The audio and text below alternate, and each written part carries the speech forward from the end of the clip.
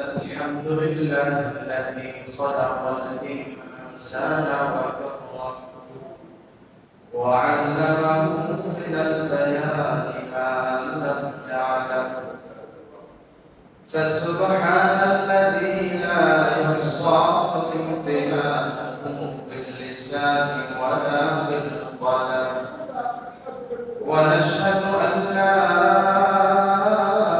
إله إلا الله وحده لا شريك له ونشهد أن سيدنا وسندنا وحبيبنا وطبيبنا وطبيب قلوبنا ومولانا وأولانا محمدا عبده ورسوله الذي أرسله الله تعالى بالحق بشيرا ونذيرا وداعيا إلى الله بإذنه وسراجا وقمرا منيرا أما بعد فأعوذ بالله من الشيطان الرجيم بسم الله الرحمن الرحيم يا أيها الذين آمنوا اتقوا الله وكونوا مع الصادقين وقال رسول الله صلى الله عليه وسلم المرء مع من أحب أو كما قال النبي عليه الصلاة والسلام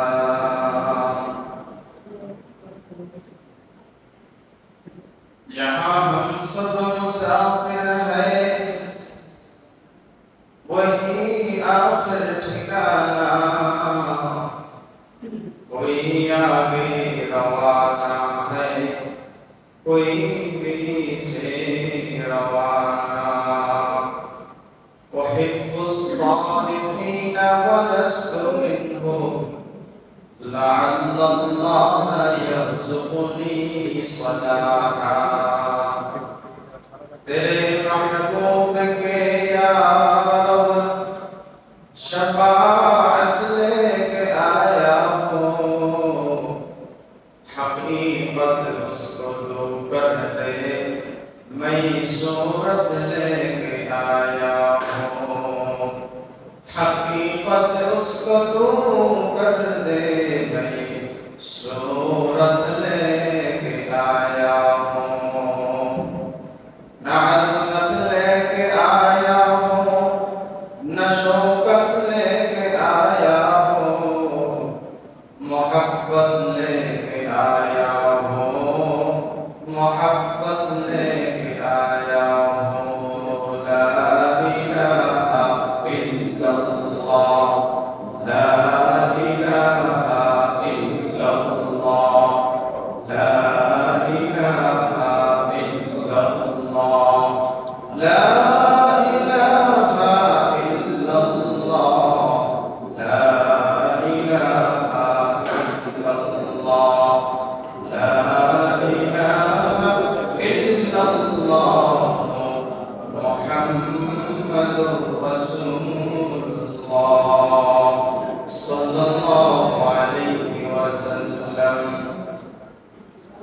अल्हम्दुलिल्लाह আল্লাহ রাব্বুল আলামিনের দরবারে অসংখ্য গণিত শুকর আল্লাহ রাব্বুল আলামিন আমাদেরকে গত জুমাবারের ন্যায় আজকের জুমার দিনে আল্লাহ রাব্বুল আলামিন আমাদেরকে নেক হায়াত দান করেছেন আমাদেরকে সুস্থতার জিন্দেগি দান করেছেন এবং আমাদেরকে আমাদের বিভিন্ন ব্যস্ততা থেকে ফারিগ হয়ে আজকের জুমার দিনকে কাজে লাগানোর জন্য আল্লাহ রাব্বুল আলামিনের কুদরতি পায়ে সিজদা দেওয়ার লক্ষ্যে আগে মসজিদে আসার এবং বসার তৌফিক দান করেছেন। এজন্য সকলে অন্তরের অন্তঃস্থল থেকে আল্লাহর শুকর আদায় করি আলহামদুলিল্লাহ। আল্লাহ রাব্বুল আলামিন মানুষকে সৃষ্টি করেছেন, এমনকি সমস্ত প্রাণী যারা বেঁচে আছে দুনিয়াতে তাদেরকে দুইটা জিনিসের সমন্বয়ে বাঁচিয়ে রেখেছেন। একটা হলো মানুষের জিসিম শরীর, আর একটা হলো মানুষের রূহ। কোন মানুষের মধ্যে যদি রূহ না থাকে তাহলে এই মানুষের কোনো দাম নেই। আবার রূহ আছে শরীর নেই তাহলে এটাও মানুষ না। তাহলে দুইটা জিনিসের সমন্বয়ে মানুষ। এবার এই মানুষের মধ্যে আল্লাহ কাউকে হিদায়াত দান করেছেন, কাউকে জান্নাতের জন্য আল্লাহ মনোনীত করেছেন, বাছাই করেছেন। আবার কাউকে আল্লাহ তাআলা হিদায়াত দান করেন নাই, তাদেরকে আল্লাহ রাব্বুল আলামিন তাদের জন্য জাহান্নাম প্রস্তুত করে রেখেছেন। আমরা যারা মুসলমান, যারা জান্নাত বিশ্বাস করি, জাহান্নাম বিশ্বাস করি, আল্লাহ এবং তার রাসূলকে বিশ্বাস করি, আমরা সকলেই আশাবাদী যে আল্লাহ আমাদের সকলকে জান্নাত দান করবেন। সবাই বলেন আমিন। আমরা সবাই জান্নাতে চাই, কি বলেন? কেউ কি এমন আছে যে সে চায় না সে জাহান্নাম, যে চায় সে জাহান্নামে যাক? কেউই চায় না। এবার সে আল্লাহর গোলামি করুক বা না করুক, কিন্তু সে চায় না সে জান্নাতেই যাবে। তো মুমিন তার আশা এবং ছিল স্বপ্ন এবং এটাই সে লালন করে সে জান্নাতে যাবে, সে জান্নাতি হবে, এটাই তার আশা এবং এটাই বাস্তবতা। কিন্তু জাহান্নামে কেউই যেতে চায় না। এবার জান্নাতে যেতে হলে আমাদের কাজ কি করতে হবে? জান্নাতে যাওয়ার জন্য আল্লাহ রাব্বুল আলামিন আমাদেরকে দুইটা জিনিস দান করেছেন। কয়টা জিনিস? দুইটা জিনিস। এক নাম্বার হলো কিতাবুল্লাহ, দুই নাম্বার রিজালুল্লাহ। আল্লাহ তাআলা আমাদেরকে হেদায়েতের উপরে চলার জন্য আল্লাহ আমাদেরকে কিতাব দান করেছেন। আসমানি কিতাব কোরআন আমাদেরকে দান করেছেন। দ্বিতীয়ত আল্লাহ রাব্বুল আলামিন আমাদের হেদায়েতের জন্য রিজাল দান করেছেন, ব্যক্তি দান করেছেন। কিতাব দান করেছেন, আল্লাহ আমাদেরকে কোরআন দিয়েছেন, আর এই কিতাবটা আরেকটা ব্যক্তির উপরে নাযিল করেছেন। তিনি হলেন কে? জনাবে মুহাম্মদুর রাসূলুল্লাহ সাল্লাল্লাহু আলাইহি ওয়াসাল্লাম। এই কিতাব এবং রিজালের সমন্বয়ে আমরা দ্বীন পেয়েছি, আমরা হেদায়েতের উপরে চলতেছি এবং কিয়ামত পর্যন্ত উম্মত যদি এই দুইটাকে ধারণ করতে পারে, দুইটাকে নিয়ে চলতে পারে, তাহলে আশা করা যায় সে হেদায়েতের উপরে থাকবে এবং সে জান্নাতি হবে। আমি যে আয়াত ব্যবহার করেছি, আয়াতের মধ্যে আল্লাহ রাব্বুল আলামিন বলেন, ইয়া আইয়ুহাল্লাযীনা আমানু তাকুল্লাহ ওয়া কুনু মা'আস সাদিকিন। আল্লাহ রাব্বুল আলামিন বলেন, হে ঈমানদারেরা, ইত্তাকুল্লাহ, আল্লাহকে ভয় করো। অর্থাৎ তুমি আল্লাহর হয়ে যাও। এক বক্তা ওয়াজ করতেছিলেন, তার ওই মজলিসের পাশ দিয়ে হযরতে রাবিয়া মুসলিয়া রাদিয়াল্লাহু তাআলা আনহা যাচ্ছিলেন। রাবিয়া মুসলি যাওয়ার সময় ওই বক্তার মুখ থেকে শুনলেন বক্তা বলতেছে যে আল্লাহ দুয়ার বন্ধ রেখেছেন, রহমতের দুয়ার বন্ধ রেখেছেন, আমরা আল্লাহর ওই দুয়ারে কিছু পাওয়ার জন্য খটখটাই, আল্লাহর দুয়ারে আমরা নাড়া দেই না। হযরত রাবিয়া মুসলিয়া বলেন, বরং আল্লাহর দুয়ার অলরেডি সব সময় খোলা থাকে, বরং আমরা খোলা অবস্থায় খটখটাই। বলেন, ভিক্ষুক যখন আমাদের বাড়িতে আসে, ঘরে আসে, তখন হয়তো আমাদের ঘর বন্ধ থাকে অথবা খোলা থাকে। ভিক্ষুক যদি দরজা বন্ধ থাকে তাহলে সে আওয়াজ করে, খটখটায়, দরজায় কড়া নাড়ে। যদি বন্ধ থাকে তাহলে সে আওয়াজ দেয় যে আমাকে কিছু ভিক্ষা দিন, আমাকে কিছু দিন, সাহায্য দিন।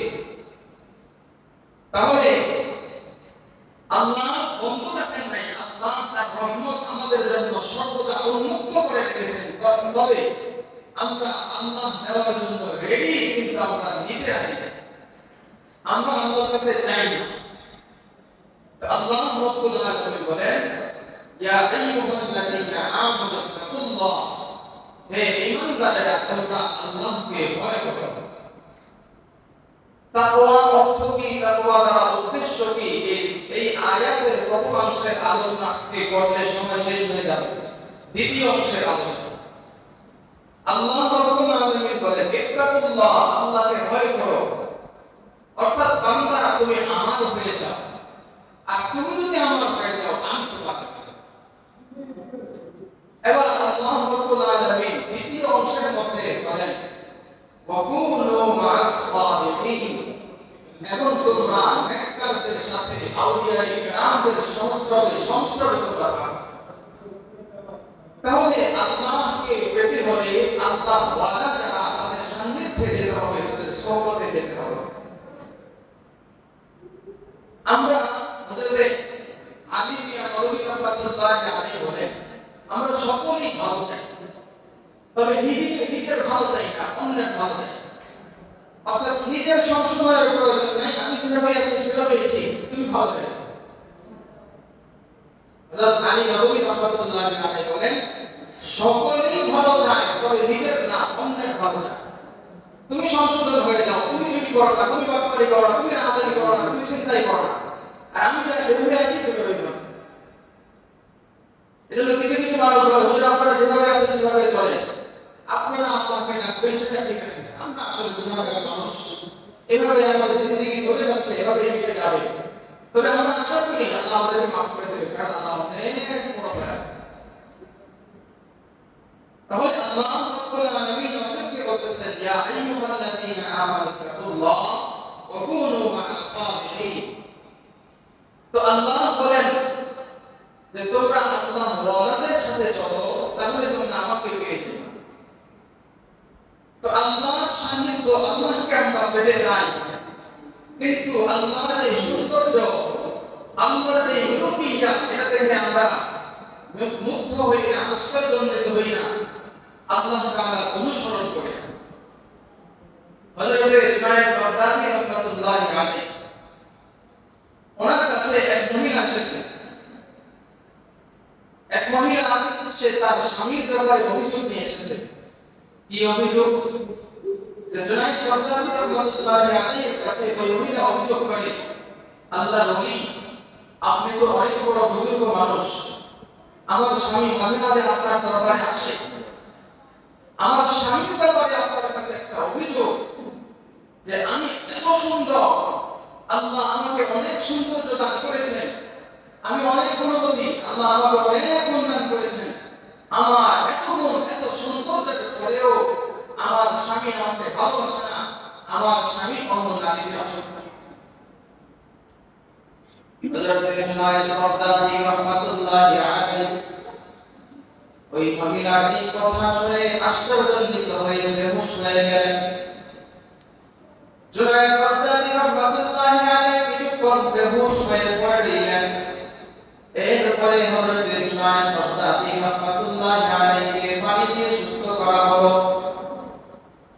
হযরত জুনায়েদ বাগদাদীকে মহিলারা জিজ্ঞাসা করলেন, ও আল্লাহর ওলি, কেন আপনি এই মহিলার কি এমন কথা শুনেছেন যে কথা শুনে আপনি সাথে সাথে বেহুশ হয়ে পড়লেন? জুনায়েদ বাগদাদী রাহমাতুল্লাহি আলাইহি বলেন, এই মহিলা তার স্বামীর ব্যাপারে অভিযোগ করতে এসেছে, এত সুন্দর, এত গুণের অধিকারী হওয়া সত্ত্বেও তার স্বামী তাকে ভালোবাসে না, তার প্রতি আসক্ত হয় না। এই পুরুষ অন্য নারীর কাছে যায়, অন্য নারীতে আসক্ত। সাথে সাথে আমার মাথার মধ্যে চিন্তা উঠলো, আল্লাহ রাব্বুল আলামিন এই মহিলাকে যে বান্দে আল্লাহ সৃষ্টি করেছেন, ওই আল্লাহ কত সুন্দর, ওই আল্লাহর কত গুণ, ওই আল্লাহর রাজত্বের মধ্যে সবকিছু মালিক ওই আল্লাহ এত সুন্দর, এত গুণের মালিক,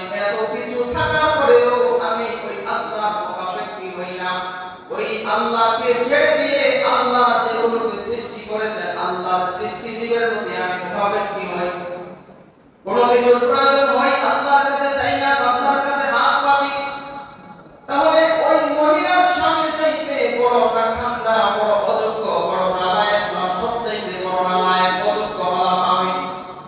আল্লাহ আমাকে রিজিক দিয়ে ভরপুর রেখেছেন, সমস্ত কিছু দিয়েছেন, আল্লাহ সুস্থতার জিন্দেগি দান করেছেন, এত লম্বা হায়াত দান করেছেন। যেই আল্লাহ এত সুন্দর, যেই আল্লাহ এত গুণের অধিকারী, ওই আল্লাহকে এখনো চিনতে পারলাম না। যে আল্লাহ আমাকে এত সুন্দর করে তৈরি করেছেন, আল্লাহ কত সুন্দর, এত সুন্দর মালিক, এত সুন্দর মালিকের প্রতি আমি মুখাপেক্ষী না হয়ে আমি বান্দার প্রতি মুখাপেক্ষী হই, তাহলে আমার যে অহম আর কে হতে পারে? তাহলে আল্লাহকে চিনতে হলে, আল্লাহকে পেতে হলে, যারা আল্লাহকে চিনে তাদের সান্নিধ্যে যেতে হবে।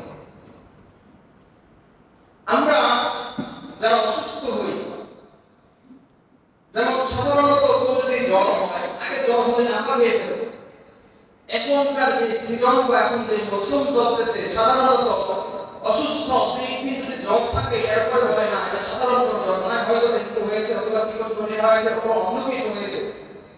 তাহলে সচেতন নাগরিক যদি হয়ে থাকে, সুস্থ মস্তিষ্ক সম্পন্ন ব্যক্তি যদি হয়ে থাকে, তাহলে আপনারা জবাব দিন, ওই লোক কি ফার্মেসিতে গিয়ে নিজে নিজে ট্যাবলেট কিনে খাবে নাকি ডাক্তারের শরণাপন্ন হবে? ডাক্তারের শরণাপন্ন হবে, কারণ সে চিন্তা করে যে আমি যদি বীজ থেকে ওষুধ কিনে খাই তাহলে হতে পারে রিঅ্যাকশন করতে পারে, আমার পার্শ্ব প্রতিক্রিয়া হতে পারে, এই জন্য সে ডাক্তারের শরণাপন্ন হয়, 2-4-500 টাকা ভিজিট যায় না। কিন্তু দিনের ক্ষেত্রে আমরা কেমন? হুজুর বাংলা বুখারী শরীফ পড়ে আমি অনেক ভালো বুঝি, আপনাদের চাইতে ভালো বুঝি, কোরআনের তরজমা পড়ি আপনাদের চাইতে অনেক ভালো বুঝি, আপনারা কি বুঝেন? দিন ইসলাম সম্পর্কে আমরা কম বুঝি না, আমাদেরকে বুঝাতে এসেন। দিন ইসলাম এত সহজ হয়ে গেছে যে এই দিন বোঝার ক্ষেত্রে আমি ইউটিউব এর কাছে, আমি গুগল সাহেবের কাছে সার্চ করে দিলাম, আর গুগল সাহেব আমাকে উত্তর দিয়ে দিলেন, আমি সেই লেখটা খেয়ে নেব। দিন এত সাধারণ নিজের স্বাস্থ্যের প্রতি এত সচেতন যদি হয়ে 2-4-500 টাকা লস হয়, ডাক্তারের শরণাপন্ন হয়, নিজের পুরা ইহকালীন জিন্দেগি যেখানে ধ্বংস হয়ে যাবে, সামান্য যদি এই পথ থেকে হোঁচট খেয়ে বিপদে চলে যায়, যদি হেদায়েতের পথ থেকে ভিন্ন পথে চলে যায়, তাহলে আমার ইহকালীন জিন্দেগি পুরোটাই ধ্বংস, আখিরাতের জিন্দেগি আরো আগে ধ্বংস। তখন ওই ধ্বংস, ওই আমার যে ক্ষতি, ওই ক্ষতির দিকে আমার লক্ষ্য যায়, ক্ষতির দিকে আমি দুঃখেপ করি না। তখন আমি চিন্তা করি না ইউটিউব আছে, ওই হুজুর আমার পছন্দ, সে যা বলেছে এটাই, অন্য হুজুর যা বলছে সেটা আমার, অথবা দুই হুজুর দুই রকম বলছে, আমার যাকে পছন্দ হয়েছে মেনে নিলাম। কিন্তু ট্যাবলেটের ক্ষেত্রে এই ডাক্তার এটা দিয়েছে, এর চাইতে বড় ডাক্তার আছে কিনা, সুস্থ হচ্ছি না তো তাহলে আমার বড় ডাক্তারের কাছে যেতে হবে, এমনটা চিন্তা করি। কিন্তু আমার শরীরের দিকে এত রুখে, আমার রূহ নামক যে শরীর আছে, আমার যে রোগ আছে, এই রোগের অসুস্থতা বড়, যত বড় হবে রোগ, যত বড় হবে ডাক্তারও তত বড় হবে না। রোগের রোগ যত বড় হবে তত বড় ডাক্তারের কাছে আমাকে যেতে হবে, আর এই রোগের ডাক্তারটাই হলেন আল্লাহ।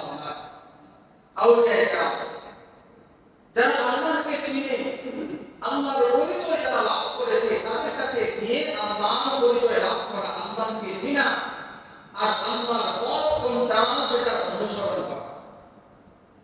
একজন ড্রাইভার যদি ড্রাইভার হতে চায়, তাহলে তাকে আরেক ড্রাইভারের সাথে ড্রাইভিং শিখতে হবে, তার সান্নিধ্যে থাকতে হবে। ড্রাইভিং শেখার পরে সে গাড়ি চালাতে পারবে না, সরকারিভাবে তাকে অনুমোদন থাকতে হবে। অনুমোদন যদি না থাকে তাহলে সে ড্রাইভিং করার লাইসেন্স পাবে না।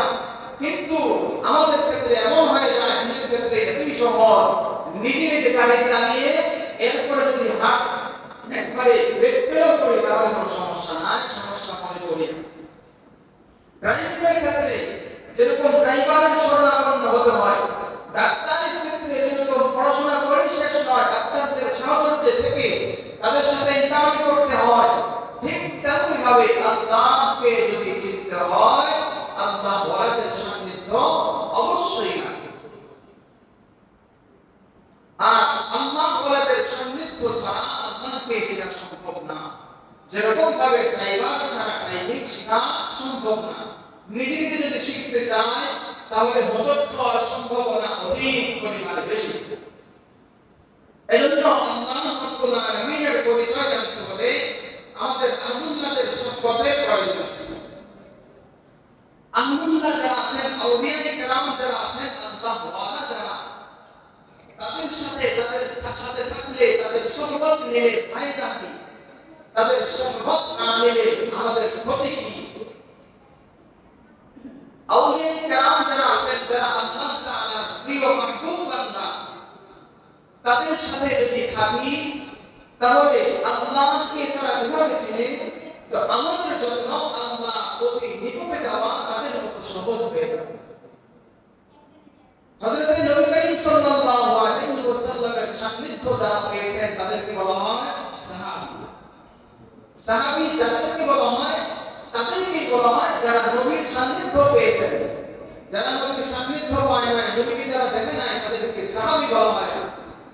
সুতরাং সান্নিধ্য পাওয়ার কারণে যদি সাহাবী হতে পারে, তাহলে আউলিয়ায়ে কেরামের সান্নিধ্যে থাকার কারণে ওলি হওয়াও সহজ হয়ে যাবে। হযরত সাহাবায়ে কেরাম আল্লাহ রাসূলের সান্নিধ্য পেয়ে কেমন হয়েছেন, ফায়দা কি হয়েছে? আল্লাহ রাসূল সাল্লাল্লাহু আলাইহি ওয়াসাল্লামের সান্নিধ্যের কারণে সাহাবায়ে কেরামকে আল্লাহ পাক রব্বুল আলামিন তার জিন্দেগীর সমস্ত গুনাহকে মাফ করে দিয়েছেন। এক সাহাবী আল্লাহ রাসূল সাল্লাল্লাহু আলাইহি ওয়াসাল্লামের কাছে এসে মুসলমান হলেন, নতুন মুসলমান। এবার মুসলমান হওয়ার পরে সাহাবী জিজ্ঞাসা করলেন, ইয়া রাসূলুল্লাহ, এখন আমার দায়িত্ব কি?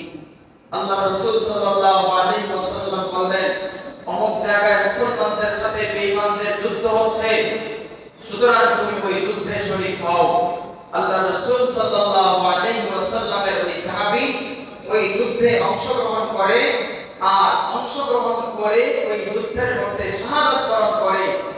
তাহলে এই সাহাবী মাত্র মুসলমান হয়েছে, মুসলমান হওয়ার সাথে সাথে যুদ্ধে অংশগ্রহণ করেছে, তার পুরা জিন্দেগিতে এক ওয়াক্ত নামাজ নাই, তার পুরা জিন্দেগিতে এক রাকাত নামাজ নাই, তার পুরা জিন্দেগিতে একটা নফল রোজাও নাই। আল্লাহ রাব্বুল আলামিন ওই যে সাহাবী হওয়ার কারণে, আল্লাহ রাসূলের সান্নিধ্যের কারণে আল্লাহ পাক রব্বুল আলামিন তাকে চিরতরে জান্নাতি বানিয়ে দিয়েছেন। এটা হলো সুহবতের, সান্নিধ্যের দাম, সান্নিধ্যের ফায়দা। সান্নিধ্যের দ্বিতীয় আরো ফায়দা হলো যে আউলিয়ায়ে কেরাম, ওলি আল্লাহ যারা আছেন, উলামায়ে কেরাম যারা আছেন, তাদের সান্নিধ্যে যদি থাকি তাহলে সুহবতের কারণে, সুহবতের বরকতের কারণে, সুহবতের পাওয়ারের কারণে আল্লাহ তার নিজের আইনকে পরিবর্তন করে দেন। আচ্ছা বলেন তো, কুকুর নাপাক নাকি পাক? শুকর পাক না নাপাক? কুকুর শুকর এটা পুরোটাই পাক, পুরোটাই নাপাক, তার ভিতর বাহির পুরোটাই নাপাক। আল্লাহ তাকে সৃষ্টিগতভাবেই নাপাক বানিয়েছেন। এই কুকুর নাপাক, কিন্তু আল্লাহ রাব্বুল আলামিন আসহাবে কাহফের 7 জন যুবকের সাথে তিতমির নামক এক কুকুর, তাদের সান্নিধ্য গ্রহণ করার কারণে কোন কুকুর জিন্দেগিতে, কোন পশু জান্নাতেও যাবে না, জাহান্নামেও যাবে না, জান্নাত জাহান্নামের আগে তাদের বিচার শেষ। কিন্তু আল্লাহ রাব্বুল আলামিন সুহবতের কারণে, সান্নিধ্যের কারণে ওই কুকুরকে এতটাই গ্রহণযোগ্য বানিয়ে নিয়েছেন, এতটাই কবুল করে নিয়েছেন, ওই 7 জনের সাথে তাকে চিরস্থায়ী জান্নাতি বানিয়ে দিয়েছেন। আল্লাহ তার আইনকে পরিবর্তন করে দিয়েছেন। এজন্য সুহবতের ফায়দা যে আল্লাহ এতটাই কাছে চলে যায়, এতটাই মাহবুব হয়ে যায় যে আল্লাহ তার মাহবুব বানিয়ে দেয়। আল্লাহ তার জন্য তার ভালোবাসায় আইনকে পরিবর্তন করে দেয়। আউলিয়ারা কারে উকবা ইখতিয়ার, জাহিলারা কারে দুনিয়া ইখতিয়ার, মাইলে মুমিন সোয়ে মুমিন নিশাওয়াত, मैले काफिर सोए काफिर मिशावार मैले काफिर सोए काफिर मिशावार ऐ बरादर तोरे बाशना से यार बद बदतर बहुत अजमारे बद यार बद आ रत्तोरा सोए जमीन यार ने कुकीरता या बिनाई বাংলা একটা কথা আছে সৎসঙ্গ স্বর্গে বাস অসৎ সঙ্গে সর্বনাশ এজন্য সোহবতে আউলিয়া সোহবতে সাদেক তোরা সাদেক গুনাহ সোহবতে সাদেক তোরা সাদেক গুনাহ সৎ নেককার যারা আছে তাদের সাথে যদি তুমি তাদের সান্নিধ্যে যদি তুমি চলো তাহলে আল্লাহ তোমাকে নেককার বানিয়ে দিবেন আর যদি তুমি অসৎ লোকদের সান্নিধ্য গ্রহণ করো তাহলেও তুমি অসৎ হয়ে যাবে আচ্ছা বলেন তো সান্নিধ্য ছাড়া কেউ কি খারাপ হয় একটা লোক একটা ছেলে ছোট ছেলে বিড়ি খাওয়া শুরু করেছে গতকালকে এই এই রাস্তার মধ্যে আমি দেখেছি তিনটা ছেলে বিড়ি খেয়েছে 7 8 9 10 এই বছর একটা বিড়ি তিনজনে ভাগ করে খেয়েছে কতটা মহব্বত কতটা ভালোবাসা আচ্ছা বলেন তো এই যে তারা সান্নিধ্য ছাড়া এই খারাপ পথে গিয়েছে তারা অসৎ লোকের সান্নিধ্য গ্রহণ করেছে বীরপুরের সান্নিধ্য গ্রহণ করেছে বিধায় সে বিড়ি খাওয়া শুরু করেছে আমি ডাক দিয়েছি যেখান থেকে ডাক দিয়েছি আমাকে দেখছে সেখান থেকে চলে গেছে এরপর আরেক জায়গায় আমি যেখানে দেখি না ওখানে যায় আবার খাওয়া শুরু করেছে সোহবতে সালেহ তোরা সালেহ গুনাহ সোহবতে সালেহ তোরা সালেহ গুনাহ বিজন্য আপনাদের সন্তানের ব্যাপারে সতর্ক থাকুন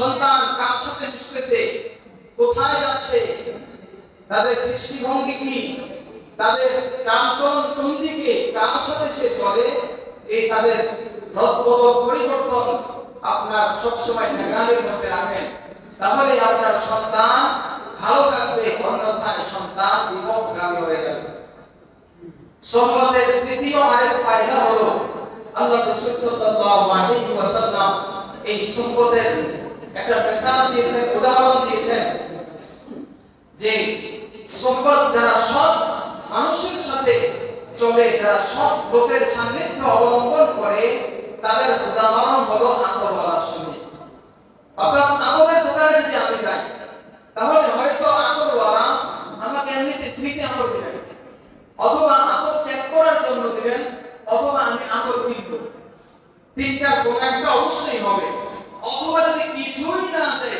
আতরের দোকানের পাশ দিয়েও যদি যাই তাহলে আতরের ঘ্রাণ আমার নাকে আসবে এটা হলো সব লোকদের সাথে চললে তাদের ঘ্রাণ কিছুটা হলো আমার সাথে আসবে আমার কাছে চলে আসবে আর আল্লাহ রাসূল সাল্লাল্লাহু আলাইহি ওয়াসাল্লাম বলেন অসৎ লোক যারা তাদের উদাহরণ হলো কাহাবিরিন যে কামারের হাফরের মতো অর্থাৎ কামারের দোকানের পাশ দিয়ে যদি যাই তাহলে হয়তো কামারের আগুনের তাপ তোমাকে জ্বালিয়ে দিবে অথবা যদি জ্বালায় নাও দেয় ওই কামারের হাফরের থেকে একটা দুর্গন্ধ তোমার উপরে আসবে অথবা যদি দুর্গন্ধ না আসে ওই তার দোকানের আশপাশ দিয়ে গেলে তার গরমের তীব্রতাও কমপক্ষে তুমি অনুভব করো এজন্য সোহবতে সালেহ তোরা সালেহ গুনাহ সোহবতে সালেহ তোরা সালেহ গুনাহ আল্লাহ রাসূল সাল্লাল্লাহু আলাইহি ওয়াসাল্লাম সোহবতে যারা সোহবতে আউলিয়ায়ে কেরামের যারা সান্নিধ্যে থাকে তাদের ব্যাপারে আল্লাহ পাক রব্বুল আল্লাহ রাসূল সাল্লাল্লাহু আলাইহি ওয়াসাল্লাম বলেন যে আউলিয়ায়ে কেরাম যারা তাদের দেখলে আল্লাহর কথা স্মরণ হয় قال رسول الله صلى الله عليه وسلم خيار عباد الله الذين إذا ذكر الله আল্লাহ রাসূল সাল্লাল্লাহু আলাইহি ওয়াসাল্লাম বলেন আল্লাহর কাছে সবচেয়ে মাহবুব বান্দা যারা আল্লাহ বলি যারা তাদের নাম আল্লাহর কাছে কেমন আল্লাহ রাসূল সাল্লাল্লাহু আলাইহি ওয়াসাল্লাম বলেন তাদের চাল চলন বেশভূষায় এমন মনে হয় ইজারু যুকিরাল্লাহ যদি তাদের দিকে তাকানো হয় তাদেরকে দেখেও আল্লাহর কথা স্মরণ হয়ে যায় আউলিয়ায়ে কেরাম যারা তাদের দিকে তাকালেও আল্লাহর কথা স্মরণ হয় এবার ভণ্ড পীর যারা ভণ্ড বলি যারা তাদের দিকে তাকালে শয়তানের وشرار عباد الله الذين المشاؤون بالنميمة আল্লাহ রাসূল সাল্লাল্লাহু আলাইহি ওয়াসাল্লাম বলেন দুনিয়ার মধ্যে সবচাইতে অসৎ লোক সবচাইতে খারাপ লোক হলো তারা যারা সব সময় মানুষের দোষ মানুষের গীবত করে বেড়ায় অন্যের কাছে মানুষের দোষ চর্চা করে বেড়ায় তারা হলো দুনিয়ার মধ্যে সবচাইতে খারাপ আর যাদেরকে দেখে আল্লাহর কথা স্মরণ হয় বেশি বেশি আল্লাহর জিকির করা হয় ওই বান্দারাই হলো সবচাইতে আল্লাহর কাছে পাওয়ারফুল এবং দামি বান্দা আল্লাহ রাব্বুল আলামিন এই আউলিয়ায়ে কেরামের সুহবতের কারণে আউলিয়ায়ে কেরামের সুহবতের কত দাম আউলিয়ায়ে কেরামের সুহবতের কারণে আল্লাহ রাব্বুল আলামিন পাককেও তার তাবের বানায় পাকও তার কথা শুনে শুধু সুহবতের কারণে আল্লাহ রাসূল সাল্লাল্লাহু আলাইহি ওয়াসাল্লামের একজন প্রিয় সাহাবী হযরতে সাফিনা রাদিয়াল্লাহু তাআলা সাফিনা মানে নৌকা আল্লাহ রাসূল সাল্লাল্লাহু আলাইহি ওয়াসাল্লামের এই সাহাবীকে সাফিনা তথা নৌকা কেন বলা হয় একবার হযরতে সাফিনা রাদিয়াল্লাহু তাআলা এক যুদ্ধের ময়দানে অন্যান্য সাহাবায়ে কেরামের সাথে যুদ্ধে গিয়েছিলেন হযরতে সাফিনা রাদিয়াল্লাহু তাআলা একরামের কারণে অন্যান্য সাথীদের সামানাও নিজের কাঁধে তুলে নিয়েছেন যেরকম ভাবে দেখা যায় যারা দাওয়াত ও তাবলীগের সফরে যায় কোন সময় কোন বান্দা অন্যের একরাম করে তার কাপড়টাও তার সামানাটাও নিজের কাঁধে তুলে নেয় আবার ইজতিমাই সামানাটাও সর্বত্রে চেষ্টা করে সব সময় নিজে চলার জন্য হযরতে সাফিনা রাদিয়াল্লাহু তাআলা আনহু অন্যান্য সাহাবায়ে কেরামের সামানাপত্র অন্যান্য সাহাবায়ে কেরামের কাপড়টাও নিজের কাঁধে নিয়ে চলতেছিলেন সামানার ভারের কারণে ভারতের কারণে চলতে একটু কষ্ট হচ্ছিল এজন্য ধীরস্থির ভাবে চলতেছিলেন অন্যান্য সাহাবায়ে কেরাম ওনার আগে চলে গেলেন আবার হযরতে সাফিনা রাদিয়াল্লাহু তাআলা আনহু পিছনে পড়ে গেলেন জঙ্গল দিয়ে যাচ্ছিলেন হযরতে সাফিনা রাদিয়াল্লাহু তাআলা আনহু চলতে চলতে সন্ধ্যা হয়ে গেল এবার হযরতে সাফিনা রাদিয়াল্লাহু তাআলা আনহুর পিছনে একটা বাঘ ধাওয়া করলো হযরতে সাফিনার পিছনে পিছু নিল একটা বাঘ হযরতে সাফিনা এই বাঘটাকে দেখে ভয় পান নাই হযরতে সাফিনা রাদিয়াল্লাহু তাআলা আনহু ওই বাঘটাকে দেখে চিৎকার করে বেরিয়ে উঠলেন আইয়ুহা যিবু আনা মিন আসহাবি রাসূলিল্লাহি সাল্লাল্লাহু আলাইহি ওয়াসাল্লাম ও বাঘ তুমি জেনে রাখো আমি আল্লাহর রাসূল সাল্লাল্লাহু আলাইহি ওয়াসাল্লামের একজন সাহাবী আমি সাহাবায়ে কেরামের সামানা পত্র নিয়ে চলতেছিলাম ধীরস্থির হওয়ার কারণে আমি পিছনে পড়ে গেছি আমার কাফেলা সামনে আছে সুতরাং সাবধান আমার পিছু দিবা না এবার ওই বাঘটা পিছন থেকে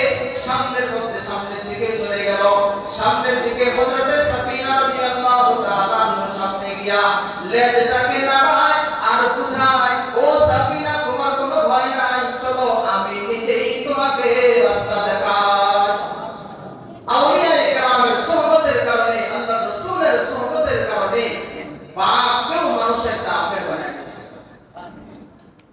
আউলিয়ায়ে কেরামের সুহবতের কারণে আল্লাহ পাক রব্বুল আলামিন নদীকেও আল্লাহ পাক রব্বুল আলামিন মানুষের তাবে বানায় দিয়েছেন পানিকেও তাবে বানায় দিয়েছেন হযরতে সাদ ইবনে ওয়াক্কাস রাদিয়াল্লাহু তাআলা আনহু এক যুদ্ধে যাচ্ছিলেন ৩০,০০০ সাহাবীকে সাথে নিয়ে হযরতে সাদ ইবনে ওয়াক্কাস রাদিয়াল্লাহু তাআলা আনহু যুদ্ধের জন্য রওনা হচ্ছিলেন এই পরে সাহাবায়ে কেরাম হযরতে সাদ ইবনে ওয়াক্কাসের সাথে ৩০,০০০ সাহাবী অপরদিকে বেঈমানের দল মাঝখানে পড়ে গেল একটা বড় নদী এবার সাদ ইবনে ওয়াক্কাস রাদিয়াল্লাহু তাআলা আনহু চিন্তায় পড়ে গেলেন কিভাবে নদী পার হওয়া যায় ওদিক দিয়ে বেঈমানরা হাসি ঠাট্টা করতেছে তামাশা করতেছে মুসলমানদেরকে নিয়ে মাঝখানে তো নদী পড়ে গেল কিভাবে আমাদের সাথে যুদ্ধ করবা হযরতে সাদ ইবনে ওয়াক্কাস রাদিয়াল্লাহু তাআলা আনহু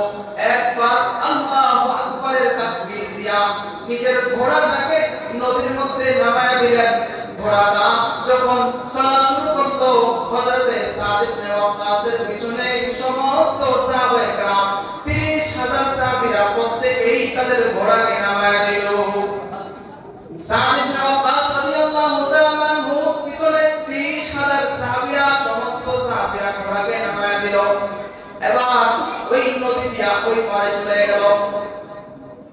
ওই পারে যাওয়ার পর ওই বেঈমানের দলরা বলল, তোমরা কিভাবে নদী পার হয়েছো? আমরা তো দেখেছি তোমরা যখন নদী পার হচ্ছিলা, আমরা দেখেছি তোমরা পানি দিয়ে আসো নাই, তোমাদের ঘোড়ার নিচে পানি ছিল না, বরং ঘোড়া যেরকম ভাবে মাটিতে চললে ধুলা ওড়ে, আমরা দেখতেছিলাম আমাদের চর্মচক্ষু দ্বারাই যে ওই তোমাদের ঘোড়ার নিচ থেকেই বালুর ধোঁয়া উঠতেছে। এবার সাদ ইবনে ওয়াক্কাস রাদিয়াল্লাহু তাআলা আনহু যুদ্ধের পরে রাত্রিবেলা এক জায়গায় বিশ্রাম নিলেন, খ্রিস্টানদের সাথে পরামর্শ করলেন, কারণ মুসলমানদের সবচেয়ে নিকটতম ধর্ম হলো খ্রিস্টান ধর্ম। এবার সাদ ইবনে ওয়াক্কাস রাদিয়াল্লাহু তাআলা আনহু খ্রিস্টানদের সাথে পরামর্শ করলেন, আমরা বিশ্রাম করব রাত্রিবেলায়, আমরা কোথায় রাত্রি যাপন করলে আমাদের জন্য সুবিধা হবে? এবার খ্রিস্টানরা মনে করলো বড় একটা সুযোগ পেয়েছি, মুসলমানদেরকে পানিটা চিপায় ফেলানোর জন্য বড় একটা সুযোগ, এই সুযোগ হাতছাড়া করা যাবে না। এবার সাদ ইবনে ওয়াক্কাস রাদিয়াল্লাহু তাআলা আনহুকে তারা পরামর্শ দিল, ওই যে সুন্দর একটা বাগান দেখা যায়, চলে যাও এখানে, বাগান যাও, বাগানটার মধ্যে চলে যাও, অনেক নিরাপদ একটা বাগান, ওখানে চলে যাও, রাত্রিটা সুন্দরভাবে যাপন করতে পারবা। এবার সাদ ইবনে ওয়াক্কাস রাদিয়াল্লাহু তাআলা সমস্ত সাহাবায়ে কেরামকে নিয়ে, সমস্ত সাহাবাদেরকে নিয়ে ওই বাগানের দিকে চলে গেলেন। অথচ ওই বাগানটা ছিল আফ্রিকার একটা জঙ্গল। হযরত সাদ ইবনে ওয়াক্কাস রাদিয়াল্লাহু তাআলা আনহু সমস্ত সাহাবাদেরকে নিয়ে যখন আফ্রিকার জঙ্গলে ঢুকে পড়লেন, এবার সাহাবায়ে কেরাম দেখতেছেন আশপাশে বাঘ দেখা যাচ্ছে। সাদ ইবনে ওয়াক্কাস রাদিয়াল্লাহু তাআলা আনহু ডাক দিয়ে বললেন, সাহাবারা ভয় পাওয়ার কোনো কারণ নাই, একটা মঞ্চ তৈরি করো। হযরত সাদ ইবনে ওয়াক্কাস রাদিয়াল্লাহু তাআলা আনহুর আদেশে অন্যান্য সাহাবায়ে কেরাম একটা মঞ্চ তৈরি করলেন। সবাই মনে করতেছে হয়তো জনসংখ্যাকে কোনো ভাষণ দিলেন, কিন্তু না, আল্লাহর রাসূলের এই সাহাবী হযরত সাদ ইবনে ওয়াক্কাস রাদিয়াল্লাহু তাআলা আনহু, হযরত সাদ ইবনে ওয়াক্কাস রাদিয়াল্লাহু তাআলা ওই মঞ্চের মধ্যে দাঁড়ায়া হযরত সাদ ইবনে ওয়াক্কাস জঙ্গলের সমস্ত বাঘ এবং সমস্ত প্রাণীদেরকে লক্ষ্য করে বলতেছেন, আইয়ুহাল হাজারাত নাহনু মিন আসহাবি রাসূলিল্লাহি সাল্লাল্লাহু আলাইহি ওয়াসাল্লাম, ও জঙ্গলের জীবেরা, ওই জঙ্গলের সমস্ত বাঘেরা, প্রাণীরা, তোমরা জেনে রাখো আমরা আল্লাহর রাসূলের সাহাবী, এই জঙ্গলের মধ্যে আজকে রাত্রি যাপন করব। কাজে আমাদের সাহাবীদের যাতে করে কোনো সমস্যা না হয়, আল্লাহর রাসূলের এই সাহাবীদের ইসলামের মধ্যে কোনো সমস্যা তৈরি না হয়, এই জন্য তোমাদেরকে আজকের জন্য এই জঙ্গল থেকে ছুটি দেওয়া হলো, তোমরা এখান থেকে চলে যাও। পরক্ষণেই দেখা গেল সমস্ত প্রাণীরা লেজ গুটিয়ে অন্যদিকে চলে গেল। আল্লাহ পাক রব্বুল আলামিন ওই যে আউলিয়ায়ে কেরামের সোহবতের কারণে জঙ্গলের বাঘকে মানুষের তাবে করে দিলেন। আউলিয়ায়ে কেরামের সোহবতের কারণে আল্লাহ রব্বুল আলামিন জঙ্গলের সমস্ত প্রাণীর তাবে করে দিলেন। আল্লাহ পাক রব্বুল আলামিন আউলিয়ায়ে কেরামের সোহবতের কারণে আল্লাহ পাক রব্বুল আলামিন নদীর পানিকেও মাটি বানিয়ে দিয়েছে। তাহলে আউলিয়ায়ে কেরামের সোহবত দরকার আছে কিনা? উলামায়ে কেরামের সান্নিধ্যে যাওয়া দরকার আছে নাকি আলেমদের কি দরকার? ইউসুফ আলাইহিস সালামের কাছে প্রশ্ন করব, সার্চ দিব আর উত্তর দিন। গুগল সাহেবের কাছে, দামাত বরকাতুহু ওনার কাছে প্রশ্ন করব, উত্তর দিয়ে দিব। সংক্ষেপে 2 মিনিটে একটা গল্প শোনা। এতক্ষণ বয়ান করেছি। এক কানা বিয়ে করবে, এবার কানার জন্য বউ দরকার, কিন্তু এই অন্ধ ব্যক্তিকে কেউ বিয়ে করতে রাজি না, কোনো মেয়ে বিয়ে করতে রাজি হয় না। এবার অন্ধের জন্য একজন কালো মেয়ে খুঁজে বের করা হলো, যে অন্ধের অনেক টাকা আছে, টাকার লোভ দেখায়া তাকে অন্ধের সাথে বিবাহ দেওয়া হলো। কিছুদিন এভাবে তার সংসার চললো। এবার ওই এলাকার পাশ দিয়ে, ধরেন এই যে মেন রোড দিয়ে মাইকিং করতেছে যে নতুন একটা হাসপাতাল হয়েছে, নতুন ডাক্তার এসেছেন, যে চক্ষু বিশেষজ্ঞ, তার কাছে যদি যাও তাহলে তোমার চক্ষু ভালো হয়ে যাবে, চোখের যাবতীয় সমস্যার সমাধান তার কাছে পাওয়া যাবে। এবার ওই কানা ওই অন্ধ ব্যক্তি শুনে গেল। এবার শোনার পরে বিবির কাছে গিয়ে বলতেছে খুশির সংবাদ, যে কি খুশির সংবাদ? যে খুশির সংবাদ যে আমি মাইকিং শুনেছি যে চক্ষু বিশেষজ্ঞ ডাক্তার আসবে অমুক তারিখে, সুতরাং আমি আমার এই চোখের সমস্যার কারণে ডাক্তার দেখাবো, আশা করি আল্লাহ আমাকে সুস্থতা দান করবেন। এবার এই কালো বেড়ি কলেজার মধ্যে পানি নেই, কারণ সে চিন্তা করতেছে যে আমি তো কালো, আমি এই কালো অবস্থায় এত বড় লোক মানুষের চেয়ারের মধ্যে বসে আমি তার রাজত্বের মধ্যে রাজত্ব করতেছি, তার রাজের মধ্যে রাজত্ব করতেছি, তার মুলুকের মধ্যে মুলুকিয়া করতেছি। তাহলে যদি সে সুস্থ হয়ে যায় আর চক্ষু ফিরে পায়, চোখ ফিরে পেয়ে সে আমার দিকে তাকায়, তাকিয়ে দেখবে আমি কালো, ধরো কালো বেরিয়ে আমার পছন্দ না, আমার সুন্দর বেরিয়ে কি বলে বলবে কিনা? এবং সে তার মনের মধ্যে জাগ্রত হলো যে সে যদি সুস্থ হয় তাহলে আমার জন্য সমস্যা। এই জন্য কিছু কিছু মানুষ এমন আছে, নাস্তিক বেঈমানেরা এমন আছে, হুজুরদের কাছে যাওয়া যাবে না, ওলামায়ে কেরামের কাছে যাওয়া যাবে না, আলেমদের কাছে যাওয়া যাবে না। আলেমদের কাছে যদি যাও, যে চুরি করো, যে ছিনতাই করো, লুটতরাজ করো, মারামারি